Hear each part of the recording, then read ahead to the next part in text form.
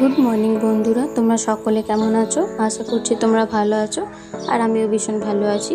তো দেখতে পাচ্ছ এখানে লোটে মাছ নিয়ে বসে আছি। আজকে হবে লোটে মাছ, কিন্তু রেসিপিটা আজকে আমি বানাবো না, বানাবে আমার শাশুড়ি মা। তো মা বললো তুই তো ভিডিও করিস, তো দেখ আমি আজকে একটা ইউনিক টাইপের লোটে মাছ করছি, তুই সেটা ভিডিও কর দিয়ে ওটা পোস্ট করবি। তা আমি বললাম ঠিক আছে মা, তাহলে আজকে তুমি রান্না করো আর আমি ভিডিও করি।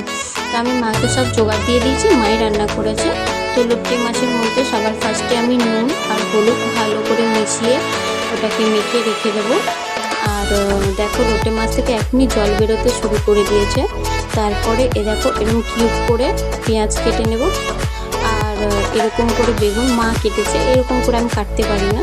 যাই হোক, মা কাটতে বসেছিল সবজি, তার জন্য মা কেটে দিয়েছে আর পেঁয়াজটা আমি কেটেছি।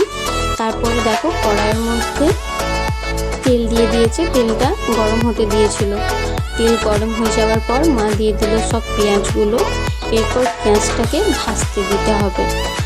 আর মায়ের হাতে রান্না বেশ ভালোই লাগে। আর আমি বলে দিই, আমি কিন্তু শুটকি মাছ লোটে মাছ আগে কিচ্ছু খেতাম না। আমার শ্বশুরবাড়ি যেহেতু বাঙাল, তা এখন আমি আস্তে আস্তে খেতে শিখছি। যাই হোক, এখন আমার শুটকি মাছটা বেশ ভালোই লাগে, কিন্তু লোটে মাছটা এখন আমার অতটা ভালো লাগে না। এই নিয়ে আমি লোটে মাছ দুবার খাবো। তো দেখা যাক মা কেমন রান্নাটা করে, তোমরাও দেখতে থাকো। আর সেম প্রসেসে করলে কিন্তু তোমরাও ভালো পারবে। আর তারপরে দেখো পেঁয়াজটা ভাজা ভাজা হয়ে যাওয়ার পর মা দিয়ে দিয়েছিল লবণ, আর এখানে দিয়ে দিয়েছে টমেটোর পরে দিয়ে দিয়েছে বেগুন।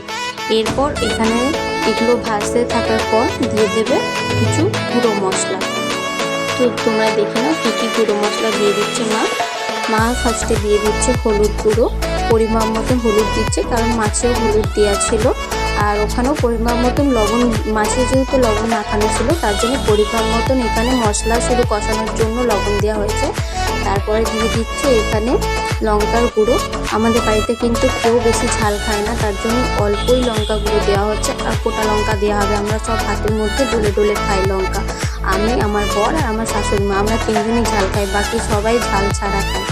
এখানে দেখো মশলাটা কষাচ্ছে মা, আর আমি মাছটা মাকে দিয়ে দিলাম। এরপর মা মাছটাকে দিয়ে দেবে।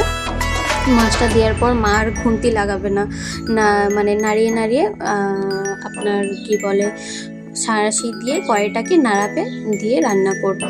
এই যে মা একবার যা নাড়িয়ে দিল, এইবারই যা লাস্ট এটা, এরপরে আর নাড়াবে না মা, এরপর শুধু সাঁড়াশি দিয়ে নাড়াবে।